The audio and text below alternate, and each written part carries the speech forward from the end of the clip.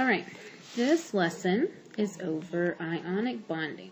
Now, you have been doing POGL, which is your group work. What I'm going to do is I'm basically going to cover all of that in this one lesson rather quickly because it's just going to be a review from what you've already done in class. Ionic bonding, what is it? Ionic bonding is a chemical bond between a metal and a non-metal. So that means on different sides of the periodic table. The first thing that we need to do to understand what ionic bonding is and how to figure out the formulas and things like that is we need to look at our periodic table basically. So we are going to, let me erase all this. We're going to look at a periodic table, and this is going to be the same. Okay, so this is the same periodic table that you use in class, and what we're going to look at is we're actually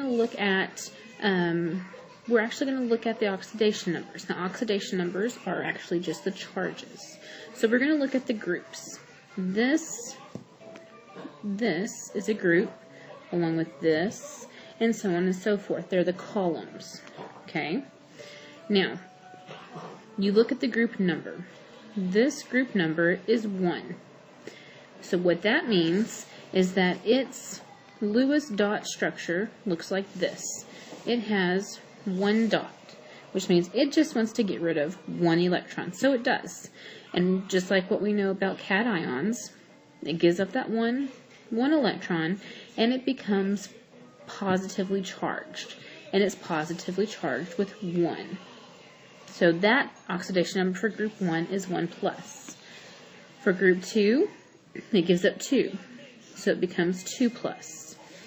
These guys here in the middle, they're called transition metals, and some of these special ones over here like tin and lead, those are a little bit special. They have different ones. They make multiple cations. You talked about that in your POGL lesson. We'll get to those eventually. The next one that we're going to look at is group 13 or 3A. That means they have 3 valence electrons. They want to get rid of 3, so they are a positive 3. Group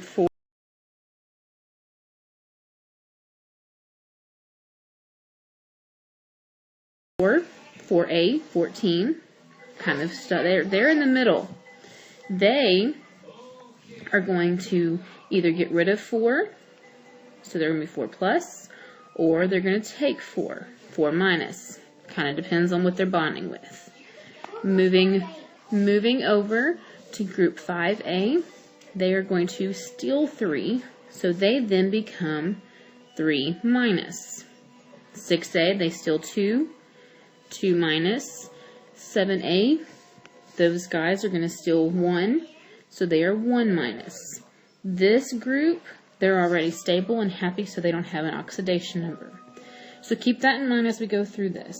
It goes 1 plus, 2 plus, skip all the middle, 3 plus, 4 minus, 3 minus, 2 minus, and then 1 minus. Okay? When you put 2 ions together, you need to make them a neutral compound. This is what that means. What that means is, let's say we're taking magnesium. Now, what did we just learn about magnesium? What is its oxidation number? Well, it's in group 2, so its oxidation number is 2 plus. So magnesium has a charge of 2 plus. Let's bond it with bromine. Bromine's over here. Using group 7A, needs 1 more, so its charge is 1 minus. So bromine, 1 minus.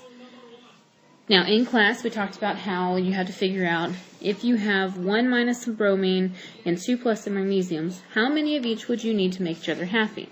And you figure out that you need 2 bromines to make magnesium happy and stable, and it's all 0 and everything like that. But here's the shortcut. We figured out the charges, right? We know that magnesium is 2 plus, bromine is 1 minus. The only reason with a shortcut to know about the charges, like the positive and negatives, is to know which element to write first in a compound. You look at the positive. This means that magnesium is going to be written first in our compound.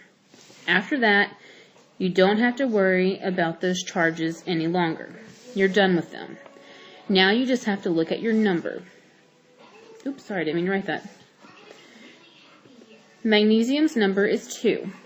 Bromine's number is 1. For the shortcut, it's called crisscross applesauce. You crisscross the 2 there, you crisscross the 1 down there. So now what this means is that magnesium has a 1 beside it.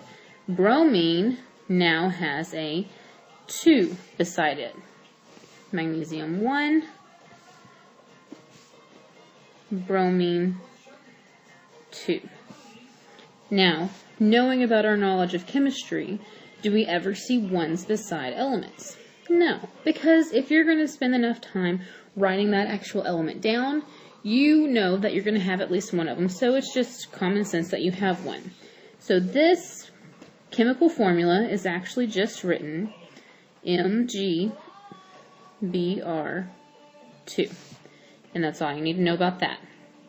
Tomorrow in class, we're going to do some practice problems, and you're actually going to be bonding over and over and over and over again.